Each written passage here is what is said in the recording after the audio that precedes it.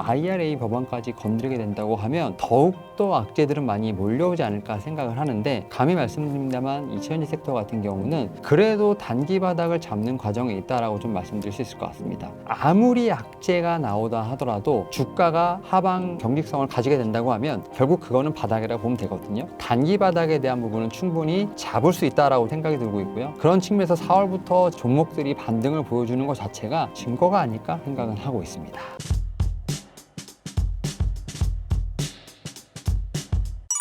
트럼프의 정책이 2차 전지 업황에 어떤 영향을 미칠 것으로 보시나요? 이 트럼프 대통령이 사실은 이제 관세로 어쨌든 시장의 지진을 일으켰지 않습니까? 그 이후에 과연 무엇을 할 것인가라고 좀 시장에서 많이 예측이 나오고 있는데, 결국 이제 바이든 행정부 지우기, 결국 과거에 제가 볼 때는 행정부에 했던 어떻게 보면 업적들을 다시 한번 제가 볼 때는 리뉴얼하는 작업을 하지 않을까라는 생각을 하고 있고요. 그 가운데 하나가 바로 이제 IRA, 인플레이션 감축법과 관련돼서 손을 대지 않을까라는 좀 예상이 지배적이라고 말씀드릴 수 있을 것 같은데요. 물론 이제 이게 의회를 통과했기 때문에 폐지를 한다거나 뭐 이런 어떤 극단적인 방향으로 가진 않겠습니다만, 전기차에 대한 보조금을 삭감한다거나 이런 어떤 방안들이 유력하게 거론이 되는 건 분명히 사실이라고 말씀드릴 수 있을 것 같고, 여기에 더해서 미국이 어떻게 보면은 실적이라든지 뭐 이런 수주와 관련된 부분에서 사실 관심이 없거든요. 관세와 관련된 이슈로 인해서 사실 어떻게 보면은 기업들이 좀 너무 골치가 아픈 상황에서 지금 중국이 전기차 자율주행 시장 상당히 드라이브를 좀 많이 걸고 있거든요. 특히 뭐 이제 비아디 같은 경우 뭐 차트를 보게 되면 뭐 테슬라와 너무 비교됩니다. 특히 뭐 테슬라 같은 경우는 작년 12월 18일 고점을 찍은 이후 그냥 쭉 빠졌다고 한다면, 지금 뭐 비아디, CATL 이런 종목들 계속 우상향하고 있는데, 그런 상황에서 지금 트럼프 행정부가 전기차에 대한 부분 손을 대지 않을까라는 좀 예상을 하고 있다라고 볼 수 있을 것 같고, 그런 측면에서 우리나라 같은 경우도 품목별 관세, 뭐 반도체, 철강, 자동차 이런 상황인데, 그 다음 타자에 관련돼서 또 IRA가 손을 보게 된다면 전기차, 2차전지와 관련된 부분에 또다시 영향을 받지 않을까라는 좀 생각을 하고 있는 상황이기 때문에, 그런 측면에서 저는 이제 이 트럼프 행정부의 움직임이 좀 우려스럽다. 다만 이제 이러한 부분들을 시장에서 어느 정도 지금 이제 알고 있는 상황이기 때문에 지금 힘들지만 2차전지 섹터들, 특히 정제 섹터들이 이런 부분을 조금씩은 주가에 반영하고 있지 않나 생각하고 있습니다. 최근 2차 전지 시장 상황은 어떤가요? 2차전지 쪽에서 봤을 때 최근에 보게 된다고 하면 좀 좋은 얘기들은 많이 안 나오는 건 사실입니다. 특히 이제 앞에서 말씀드렸던 것처럼 지금 상황에서는 업황이 아무리 좋아도 이제 트럼프 대통령의 상호관세 이슈로 어쨌든 실적과 관련된 부분이 좀 많이 묻히는 상황이라 말씀드릴 수 있을 것 같은데, 그 가운데 2차전지 섹터 같은 경우는 1분기 실적도 제가 볼 땐 좀 많이 우려가 되는 것도 사실이다라고 좀 말씀드릴 수 있을 것 같고, 하지만 이런 부분들이 저는 주가에 충분히 많이 녹아나지 않았나 생각은 좀 분명히 하고 있습니다. 특히 뭐 개인 투자분들이 좋아하는 LG 에너지 솔루션이라든지 뭐 에코프로 같은 경우도 지금 전고점 대비해서 뭐 에코프로 같은 경우는 거의 6분의 1 토막이 났다라고 말씀드릴 수 있을 것 같고, LG 에너지 솔루션 같은 경우도 지금 거의 2분의 1 토막이 났다라고 좀 볼 수 있을 것 같은데, 이러한 모든 것들을 지금 저는 이 주가들이 많이 반영을 하고 있지 않나라고 좀 생각을 하고 있고, 여기에 대해서 앞에서 말씀드렸던 것처럼 IRA 법안까지 건드리게 된다고 하면 더욱더 악재들은 많이 몰려오지 않을까 생각을 하는데, 감히 말씀드립니다만 2차전지 섹터 같은 경우는 그래도 단기 바닥을 잡는 과정에 있다라고 좀 말씀드릴 수 있을 것 같습니다. 이게 뭐냐면, 아무리 악재가 나오다 하더라도 주가가 하방 경직성을 가지게 된다고 하면 결국 그거는 바닥이라고 보면 되거든요. 결국 호재가 나와도 올라가지 않는 것과 마찬가지로 악재가 나와도 내려가지 않는 건 단기 바닥에 대한 부분은 충분히 잡을 수 있다라고 좀 생각이 들고 있고요. 최근에 약간 양치기 소년처럼 바닥을 잡았다 하더라도 계속 내려가는 부분이 있었습니다만, 저는 확실히 이제는 업황에 대해서 긍정적인 소식이 나오고 있지는 않습니다만, 그래도 찐바닥은 잡아가는 좀 그러한 모습을 좀 보여주지 않나 생각을 하고 있고, 그런 측면에서 4월부터 제가 볼 때는 조금 이제 종목들이 반등을 보여주는 것 자체가 증거가 아닐까 좀 생각은 하고 있습니다. 최근에 좀 포스코홀딩스 좀 얘기를 좀 많이 나오고 있는데, 포스코홀딩스 같은 경우도 제가 볼 때는 좀 단기적으로 변동성이 나왔습니다만, 여전히 조금 이제 다시 한번 주가가 좀 눌리면서 또 바닥권에 대한 어떤 위치를 좀 확인하고 있는 상황이라 말씀드릴 수 있을 것 같은데, 최근에 이제 포스코홀딩스 같은 경우는 여러 가지 좀 사업에 대한 다변화뿐만 아니라 여러 가지 제가 볼 때는 좀 이제 협업 관계를 통해서 좀 어려움, 특히 2차전지 쪽에서 어려움을 좀 많이 어떻게 보면 타파하려고 하는 상황이라 말씀드릴 수 있을 것 같은데, 결국은 이제 최종 수요자, 소비자가 있어야지만 아무래도 이제 철강이라든지 뭐 양극재, 음극재 어떤 소재 사업에서 분명히 빚을 발할 수 있는데, 포스코 그룹이 최근에 현대자동차 그룹이랑 어떻게 보면 시너지 효과를 내기 위해서 공급망에 대한 부분 좀 구축을 좀 같이 하고 있고, 또 차세대 소자 개발에서 좀 많이 협업을 하고 있는 상황이기 때문에 포스코 홀딩스 같은 경우, 포스코 그룹 같은 경우도 확실히 좀 접점을 찾기 위한 노력을 많이 하고 있다라고 좀 말씀드릴 수 있을 것 같고, 여기에 더해서 포스코 홀딩스 같은 경우는 최근에 제품에 대한 다변화를 분명히 충부하고 있다라고 좀 말씀드릴 수 있을 것 같습니다. 특히 뭐 AI 데이터 센터용으로 한 어떤 제가 볼 때는 좀 제품도 만들고 있다라고 말씀드릴 수 있을 것 같고, 또 최근에 또 전기차용 배터리와 관련돼서는 뭐 파우치보다는 원통형 쪽으로도 좀 제가 볼 때는 약간 제품의 포트폴리오를 다변화하면서 결국 이 업황에 대한 부분을 타개를 하기 위한 노력을 많이 하고 있다라고 좀 말씀드릴 수 있을 것 같네요. 에코프로 사실 어떻게 보면 애증의 종목이 아닐까라고 좀 생각을 하는데, 뭐 에코프로 앞에서 말씀드렸던 것처럼 지금 주가 상당히 많이 좀 눌렸다라고 좀 말씀드릴 수 있을 것 같고, 특히 그 가운데서 에코프로 BM 상당히 좀 힘든 상황을 보내고 있는데, 그 이유인즉슨 결국 이제 중국과 관련된 이슈가 좀 상당히 크지 않나 생각을 합니다. 특히 이제 우리는 3원계 배터리에 대한 부분을 상당히 좀 많이 신경을 썼었는데, 중국의 LFP 배터리가 좀 급속도로 성장하는 가운데 특히 이제 뭐 테슬라를 비롯한 대부분의 전기차 회사들이 LFP에 관련된 부분에 상당히 좀 많은 채용이 있고, LFP 같은 경우도 지금 3원계랑 거의 좀 비슷한 성능을 내는 측면이 있기 때문에 가격적인 측면, 성능적인 측면에서 상당히 좀 힘든 부분을 보내고 있다. 이런 부분들이 양극재 업체들에겐 상당히 치명타가 되지 않나라고 좀 생각을 하고 있는데요. 다만 에코프로 그룹도 지금 앞에서 포스코 그룹과 마찬가지로 상당히 사업에 대한 다변화를 하고 있다라는 측면, 물론 이제 몇 가지 사업들 같은 경우는 좀 지연되는 부분들, 투자가 축소되는 부분도 있겠습니다만, 제가 볼 때는 양극재 업체들에 대한 부분도 좀 분명히 관심이 필요하고 있고, 그런 가운데 사업의 다변화로서 키워드들이 조금씩 나오고 있는데, 이런 부분에 대한 저는 체크가 분명히 필요하지 않나 생각하고 있습니다. 전기차 캐즘이 해소되고 있다고 볼 수 있을까요? 사실 전기차 캐즘과 관련돼서 말씀을 드리면 작년에 사실 너무 안 좋았습니다. 그러니까 어떻게 보면 올해가 작년 대비해서 좋다라고 좀 말씀드리는 게 맞다라고 생각이 듭니다. 성장세가 뭐 40%, 50% 예상이 됐다가 갑자기 10% 밑으로 뚝 떨어지면서 캐즘에 관련된 얘기들이 나왔습니다만, 작년에 너무 안 좋다 보니까 올해는 한 20%. 그러니까 결국은 작년 대비해서 어쨌든 성장한다라고 좀 생각이 들고 있고요. 그런 측면에서 1분기 특히 이제 유럽 쪽에서의 어떤 전기차 판매량이 조금씩은 늘어나고 있다라고 어떤 보도가 있고요. 여기에 더해서 특히 테슬라 같은 경우 올 상반기에 뭐 저가 모델형, 지금 이제 Y 모델이라고 하죠. 지금 어쨌든 양산을 좀 앞두고 있는 상황에서 제가 볼 때 테슬라와 관련된 이 인도량 같은 경우도 바닥을 찍었다. 다시 한번 반등의 어떤 여지가 있는 상황이기 때문에 저는 캐즘 자체는 아직까지 시장에서 좀 단어 자체가 좀 존재하는 부분이 있겠습니다만, 바닥을 찍고 올라가고 있고 작년보다는 분명히 좋은 성장세를 보일 것이다 라고 좀 생각은 하고 있습니다. 올해 주목할 만한 2차 전지 관련 이슈는 무엇이 있을까요? 일단 최근에 보게 된다고 하면 특히 이제 코엑스에서 있었던 뭐 인터배터리 2025를 좀 보게 된다고 하면 좀 트렌드를 볼 수 있지 않을까 생각을 하는데요. 특히 이제 이런 지금 상황에서 파우치보다는 이 원통형 배터리로서의 어떤 전환 자체는 제가 볼 땐 분명히 눈여겨봐야 되지 않을까 생각을 합니다. 특히 이제 468 원통형 배터리와 관련된 부분에서 충분히 이슈가 있지 않을까 생각을 하고 있고, 특히 뭐 삼성 SDI를 비롯해서 이런 회사들 같은 경우가 뭐 현대자동차 그룹과 어떤 협업을 통해서 어쨌든 배터리 타입에 대한 전환은 분명히 있지 않나라고 좀 생각을 하고 있고요.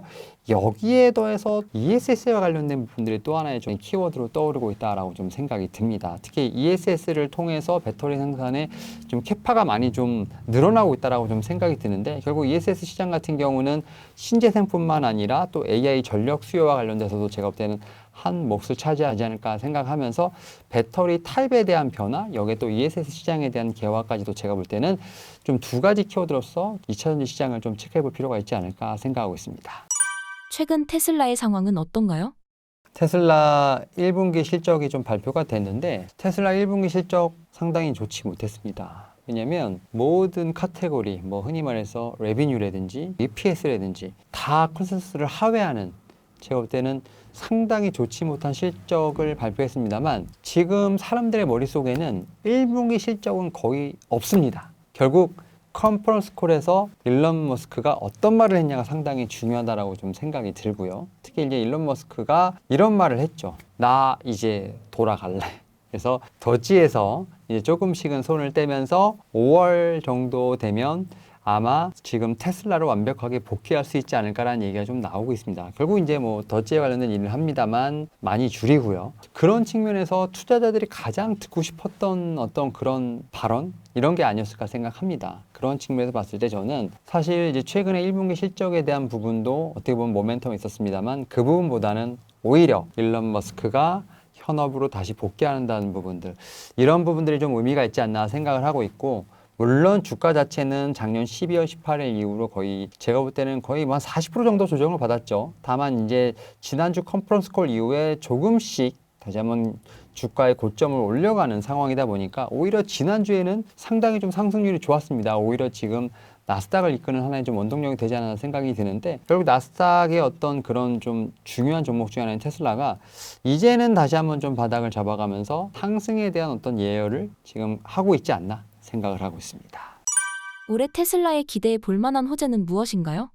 일단은 테슬라 같은 경우 지금 여러 가지 좀 모멘텀이 있는데, 일단 테슬라를 좀 전기차로 보기에는 일단 좀 실적 자체는 아쉬워요. 지금 테슬라의 지금 이제 전기차 레비뉴 그로스 같은 경우가 계속 지금 떨어지고 있는 상황이기 때문에 절대적인 매출로서 지금 이 테슬라를 좀 평가하기 좀 무리가 있다라고 좀 생각이 듭니다만, 그래도 이제 이 Y 모델, 이제 저가형 모델에 관련돼서는 분명히 제가 볼 때는 좀 모멘텀이 있다. 이제 이 Y 모델, 특히 저가형 모델이 얼마나 많이 팔리느냐, 이 부분은 일단 좀 저는 체크해볼 필요가 있다라고 좀 생각이 들고 있고요. 여기에 더해서 특히 이제 ESS에 관련된 부분들이 좀 꾸준히 좀 제가 볼 때는 증가하고 있거든요. 그래서 앞에서 말씀드렸던 2차 전지 하나의 좀 모멘텀이 될 수 있을 것 같은데, 지금 테슬라의 에너지 제너레이션 레비뉴가 좀 상당히 올라가고 있는 상황이기 때문에 이런 에너지 저장 장치와 관련돼서도 좀 분명히 실적적인 측면 좀 체크해볼 필요가 있지 않을까 생각을 하고 있고, 여기에 더해서 지금 이제 테슬라가 자율주행과 관련된 부분에서 조금 모멘텀을 받는 게, 지금 미국의 트럼프 행정부가 자율주행 관련돼서 규제를 많이 없애겠다는 얘기를 했습니다. 기술 혁신을 촉진하는 방향으로 규제 틀을 좀 짜겠다고 하는데,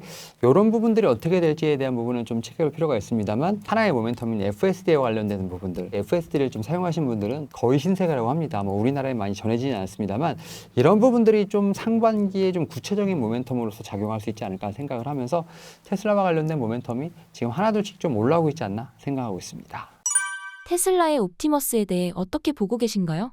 테슬라 같은 경우는 이제 옵티머스 얘기 나니까 이제 약간 좀 생각이 드는 게, 이 회사가 전기차 회사야, 자율주행 회사야, 아니면 로봇 회사야라고 좀 얘기가 나오는데, 결국은 좀 엔비디아와 좀 이렇게 좀 얘기를 좀 섞어보면, 엔비디아 같은 경우도 결국은 피지컬 AI, 결국 AI의 끝판왕은 이제 뭐 로봇, 휴머노이드라고 얘기가 좀 나왔는데, 테슬라도 좀 이러한 부분을 제가 볼 때는 가속하고 있지 않나라고 좀 생각이 드는데, 특히 이제 이 테슬라 휴머노이드 로봇 사업과 관련돼서 최근에 상당히 드라이브를 걸고 있다라고 좀 얘기가 나오고 있습니다. 뭐냐면 지금 5월 달에 복귀한다라고 좀 얘기가 나온 상황에서, 내년에는 휴머노이드 생산 어떤 양을 올해 대비 10배 이상 확대한다. 그러다 보니까 이와 관련된 로봇 분야의 인력을 채용하기 위한 공고들이 많이 올라왔다라고 좀 얘기가 좀 나오고 있고, 특히 이제 로봇과 관련돼서 여러 가지 얘기가 나오고 있습니다. 지금 산업 쪽에서 배치되는 부분도 있겠습니다만, 이 휴머노이드의 활용 범위가 상당히 넓어지고 있다. 뭐 흔히 말해서 수술을 한다는 부분들, 결국 이제 외과 수술을 한다는 거죠. 결국 되게 슬픈 일이긴 합니다만 우리의 지금 잡이 없어지고 있고, 그런 부분들을 휴머노이드가 대체하지 않을까 생각하는데, 그 가운데서 일론 머스크의 테슬라가 한 몫을 차지하지 않을까라는 생각을 하면서, 이 또한 테슬라의 또 하나의 모멘텀으로 작용할 수 있지 않을까라는 좀 생각은 하고 있습니다. 전 세계 많은 기업들이 로봇 산업에 투자하는 이유는 무엇인가요? 결국은 이제 앞으로 가야 할 방향이 아닐까 생각합니다. AI 같은 경우 어떻게 보면 지금 우리가 봤을 때 지금 실제로 느끼는 거는 소프트웨어, 특히 PC를 하거나 노트북을 할 때 어떤 문서의 편집이라든지 뭐 챗 GPT와 관련된 부분이겠습니다만 이런 부분에서 결국 이제 AI가 머무르는 것이 아니라 결국 이제 피지컬 AI, 결국 로봇으로 제가 볼 때는 최종적으로 진화하지 않을까라는 생각이 들고 있고요. 사실 휴머노이드 하면 우리가 생각하는 건 아직까지는 산업적으로만 다가갈 수 있지 우리 현실 세계에서는 그렇게 크게 느낄 수는 없겠습니다만 저는 휴머노이드가 인간을 대신할 수 있는 수많은 일들을 하지 않을까 생각을 합니다. 특히 이제 어떻게 보면 집에서 돌보미가 될 수도 있고요. 또 이제 산업 현장에서도 일을 할 수 있고요. 또 뭐 군사와 관련된 부분에서 또 전투를 대신해 줄 수 있고요. 그러니까 상당히 좀 다양한 쪽으로 좀 많이 쓰이다 보니까 결국 그러한 측면에서 결국은 미래로 가는 방향의 하나의 길목에 있지 않나 생각을 하고 있고요. 그런 측면에서 전 세계 특히 모든 국가, 특히 모든 산업에서 기업들이 좀 이 휴머노이드와 관련된 관심을 갖고 좀 투자를 하고 또 규제를 하면서 어쨌든 나아가고 있지 않나라는 좀 생각을 하고 있습니다. 국내 로봇 업계 상황은 어떤가요?